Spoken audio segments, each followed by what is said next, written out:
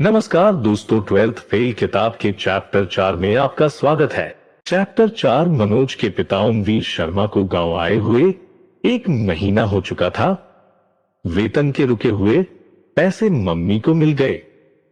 Mummy ने उधार पटा दिए, लेकिन वह पापा की आदत जानती थी कि उन्हें घर की चिंता कभी नहीं रही। नौकरी पर जाते हैं तो महीनों घर नहीं लौटते। अब घर आए हुए भी उन्हें 1 महीना हो गया, पर नौकरी पर जाने का नाम नहीं ले रहे हैं। राज्य सरकार के कृषि विभाग में कृषि विस्तार अधिकारी के पद पर क्या इतनी छुट्टी मिलती है कि एक महीने नौकरी पर न जाया जाए। माँ ने एक दिन पिता से ऊंची आवाज में पूछ ही लिया, अब नौकरी पे कब जाओगे? पिता को नौकरी करने के अपने अंदाज पर किसी का हस्तक्षेप पसंद नहीं था। उन्होंने उसी ऊंचाई के स्वर में माँ को जवाब दिया, तू काम कर अपना, तू क्या जाने नौकरी कैसे करते हैं? तेरे खानदान में कौन ने करी है नौकरी? गंवार, अनपढ़। मां को अपने खानदान पर पिता का यह व्यंग्य पसंद नहीं आया। उसने जवाब दिया, मेरे खानदान में तो ना करी, पर तुम कैसी नौकरी कर रहे हो मैं जानती हूं। साल साल भर गायब रहते, यहां कौन के भरोसे छोड़ जाते हमें। उधार मांग मांग के घर चला रही हूं। लेकिन पिता इस तरह की खरी खोटी से डिगने वाले इंसान नहीं थे। वे मां की तरफ ध्यान दिए बिना सरकारी कागजों को पढ़ते रहे। तभी उनका छोटा भाई श्यामवीर आ गया। श्यामवीर ने पलंग पर बैठते हुए अपने बड़े भाई ओमवीर को संबोधित करते हुए कहा, भाई साहब मनोज फेल है गए। श्यामवीर को उम्मीद थी कि भाई साहब मनोज के फेल होने की खबर सुनकर दुखी हो जाएंगे, लेकिन पिता अपने भाई की इस सूचना से अप्रभावित रहे। उन्होंने अपने फैले हुए कागज समेटकर पलंग के नीचे रखे, संदूक में रखे और उठकर जाने लगे। श्यामवीर ने अपनी खबर को अधिक मसालेदार बनाते हुए फिर से कोशिश की, हिंदी छोड़ सब विषय में फेल है गए। पिता को देखकर लग रहा था कि उन्हें अपने बेटे के फेल होने की नहीं, किसी अपरिचित के फेल होने की खबर सुनाई गई है। दुख, दुहक, क्रोध, विषाद से परे उनका चेहरा पूर्ववत बना रहा। फेल पास, यश अपेश, उन्नति अवंती से परे था उनका व्यक्तित्व।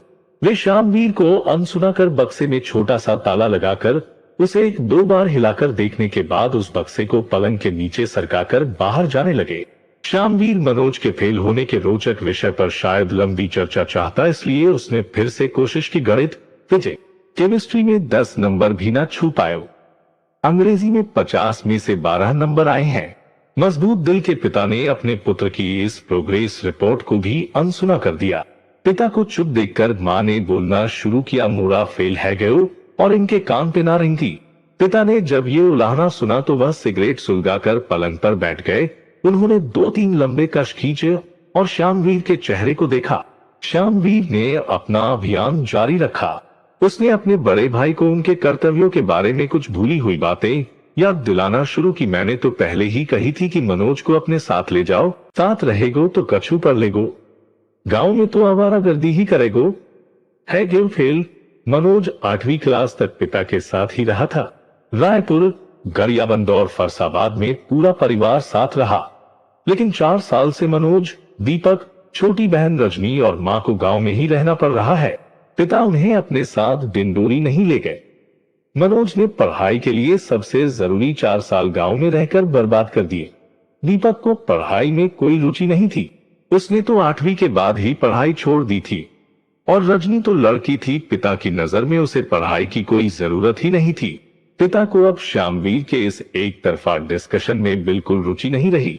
उन्होंने पलंग पर बैठे बैठे सिगरेट की राख को झाड़ा और भारी आवाज में निष्कर्ष वाक्य बोला, अगले साल है जाएगो पास। इतना कहकर वह लापरवाही से और झूमती चाल से सीढ़ियों से नीचे उतरने लगे। उतरते हुए उन्होंने मां से कहा, 10 बज गए, नाश्ता कब बनावेगी? भूख से मारबे को विचार है का? मनोज को जब पता चला कि वह हिंदी को छोड़कर सभी विषयों में फेल हो गया है, तो वह दुखी होकर पुलिया के किनारे हनुमान जी के मंदिर चला गया। हनुमान जी की मूर्ति के सामने बैठा वह काफी देर आंसू बहाता रहा। हिंदी के पेपर में उसे 100 में से 62 नंबर मिल गए थे। हिंदी सरल होने के अलावा उसकी रुचि का विषय भी था। कविताएं और कहानियां पढ़ने का शौक था, पर केवल हिंदी अकेले बेड़ा पार नहीं लगा सकती थी। अंग्रेजी ने भी धोखा दिया था। ई माई बेस्ट फ्रेंड पर निबंध लिखते समय केवल पहली लाइन मनोज ने ठीक लिखी थी, मैं बेस्ट फ्रेंड इज राकेश। इसके बाद उसे टूटी फूटी गलत स्पेलिंग और गलत टेंस का सहारा लेना पड़ा। वह 2-3 लाइन के आगे नहीं लिख पाया। मंदिर से बाहर निकलकर वह अपने दोस्त राकेश के घर चला गया। दुखी मनोज को राकेश ने सांत्वना देते हुए कहा, अब तो दिन भर है गयो, कब तक मुंह लटकाए रहेगो? अगले साल पास है जाएगो। कुंभ को मेला नाने जो 12 साल बाद आवेगो। हर साल परीक्षा होगी। विष्णु फर्स्ट डिवीजन से पास हो गया था। उसे अपने पास होने की खुशी थी, पर मनोज को सांत्वना देना उसकी मजबूरी भी थी। उसने मनोज से कहा, मैंने तो पहले ही कही थी कि पढ़ ले, नकल को खूब भरोसा न है। मनोज ने विष्णु की समझाइश का उत्तर देते हुए कहा, मोए समझ ही ना आते गणित के सवाल, कैसे पढ़ लूं? तीनों मित्र बातें करते करते मनोज के दरवाजे के सामने कुएं पर पहुंच गए। कुएं पर महिलाएं पानी भर रही थी। बूढ़ी महिला ने मनोज से कहा, ए लल्ला तू आ गयो, नेकू बाल्टी खींची दे। मनोज ने बाल्टी खींच दी। आदत के अनुसार बूढ़ी महिला ने अपना रटाया आशीर्वाद दे दिया, लल्ला तू फंसते पास होइगो। मनोज ने आशीर्वाद सुना तो निराश फीकी हंसी उसके होठों पर आ गई। तब तक उसके चाचा श्यामवीर कुएं के पास आ चुके थे। उन्होंने भी बुढ़िया का दिया आशीर्वाद सुन लिया। उनसे नहीं रहा गया। उन्होंने अपनी आवाज को तेज करते हुए सुनाना प्रारंभ किया, जिससे आसपास खड़े ज्यादा से ज्यादा लोग सुन सके। अरे ताई, अब का फर्स्ट आवेगो। मनोज तो पास ना हो पायो, फर्स्ट की तो बात दूर। खड़े सभी लोगों ने श्यामवीर द्वारा दी गई जानकारी को सुन लिया था। मनोज अपने इस सार्वजनिक अपमान से आहत हो गया। राकेश के दिमाग में बहुत देर से एक बात रुकी हुई थी।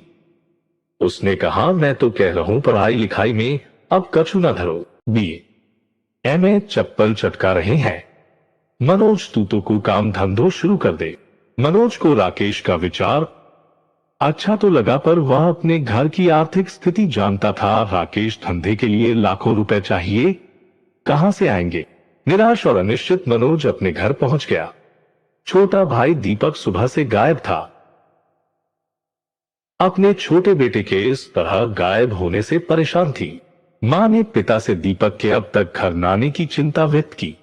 सवेरे आ जाएगो, परेशान ना हो तो रोटी बना। इतना कहकर पिता निश्चिंत भाव से छत पर टहलने चले गए। अगले दिन सुबह 7 बजे दीपक घर आ गया। दीपक अपने किसी दोस्त के यहाँ जौरा चला गया था। चैप्टर 4 समाप्त हुआ। अब चैप्टर 5 में मिलते हैं। धन्यवाद।